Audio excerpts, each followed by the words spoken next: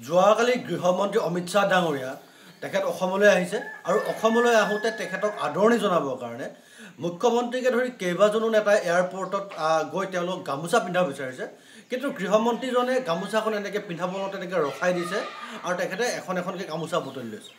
এইটো কি কাৰণে তেখেতে কৰিছে এইটো নাজানো, কিন্তু এয়া দেখা দেখিকৈ আমাৰ জাতীয় যিটো স্বাভিমান গামোচাৰ প্ৰতি এয়া অসন্মান। গামোচাক তেওঁলোকে অসন্মান কৰিছে গৃহমন্ত্ৰী অমিত শ্বাহে, আৰু তাৰ কাৰণে আমি তেখেতক ক্ষমা খুজিবলৈ দাবী জনাইছোঁ। আমি দাবী জনাইছোঁ যে যিবিলাক মানুহে এই ধৰণে গামোচাখনক সন্মান কৰিব নাজানে, এই মানুহবিলাকক কেতিয়াও গামোচা পিন্ধিবলৈ দিয়াটো উচিত নহয়। গতিকে অসমৰ মাননীয় মুখ্যমন্ত্ৰীকে ধৰি বিজেপিৰ যিসকল নেতা মন্ত্ৰী আছে তেওঁলোকলৈ আহ্বান যে তেওঁলোকে ভৱিষ্যতে যাতে কোনো কাৰণতে অমিত শ্বাহক গামোচা পিন্ধাবলৈ চেষ্টা নকৰে, কাৰণ তেখেতে গামোচাখন সন্মান বুজি নাপায়, তেখেতে গামোচাখন পিন্ধিব নোখোজে। গতিকে তেখেতক গামোচাখন পিন্ধাই গামোচাখনৰ যি স্বাভিমান, এই স্বাভিমানক যাতে আঘাত নাহানে, অসমীয়াৰ জাতিৰ স্বাভিমানক যাতে আঘাত নাহানে, তাৰ কাৰণে আমি তেওঁলোকক আহ্বান জনাইছোঁ। যোৱাকালি গৃহমন্ত্ৰী অমিত শ্বাহ ডাঙৰীয়া তেখেত অসমলৈ আহিছে আৰু অসমলৈ আহোঁতে তেখেতক আদৰণি জনাবৰ কাৰণে মুখ্যমন্ত্ৰীকে ধৰি কেইবাজনো নেতাই এয়াৰপৰ্টত গৈ তেওঁলোক গামোচা পিন্ধাব বিচাৰিছে কিন্তু গৃহমন্ত্ৰীজনে গামোচাখন এনেকৈ পিন্ধাব লওঁতে তেনেকৈ ৰখাই দিছে আৰু তেখেতে এখন এখনকৈ গামোচা বুটলি লৈছে। এইটো কি কাৰণে তেখেতে কৰিছে এইটো নাজানো, কিন্তু এয়া দেখা দেখিকৈ আমাৰ জাতীয় যিটো স্বাভিমান গামোচাৰ প্ৰতি এয়া অসন্মান। গামোচাক তেওঁলোকে অসন্মান কৰিছে গৃহমন্ত্ৰী অমিত শ্বাহে, আৰু তাৰ কাৰণে আমি তেখেতক ক্ষমা খুজিবলৈ দাবী জনাইছোঁ।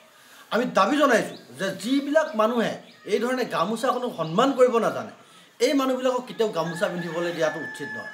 গতিকে অসমৰ মাননীয় মুখ্যমন্ত্ৰীকে ধৰি বিজেপিৰ যিসকল নেতা মন্ত্ৰী আছে তেওঁলোকলৈ আহ্বান যে তেওঁলোকে ভৱিষ্যতে যাতে কোনো কাৰণতে অমিত শ্বাহক গামোচা পিন্ধাবলৈ চেষ্টা নকৰে, কাৰণ তেখেতে গামোচাখন সন্মান বুজি নাপায়, তেখেতে গামোচাখন পিন্ধিব নোখোজে।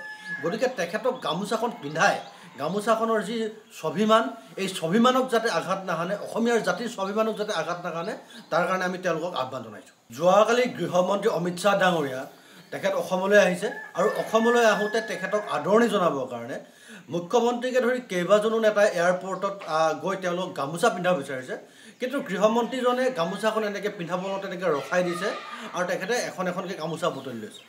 এইটো কি কাৰণে তেখেতে কৰিছে এইটো নাজানো, কিন্তু এয়া দেখা দেখিকৈ আমাৰ জাতীয় যিটো স্বাভিমান গামোচাৰ প্ৰতি এয়া অসন্মান।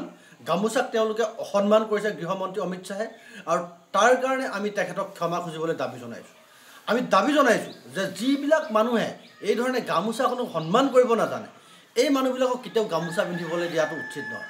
গতিকে অসমৰ মাননীয় মুখ্যমন্ত্ৰীকে ধৰি বিজেপিৰ যিসকল নেতা মন্ত্ৰী আছে তেওঁলোকলৈ আহ্বান যে তেওঁলোকে ভৱিষ্যতে যাতে কোনো কাৰণতে অমিত শ্বাহক গামোচা পিন্ধাবলৈ যিকোনো খবৰৰ বাবে যোগাযোগ কৰক 7099017330 লগতে 7099017110 নম্বৰত।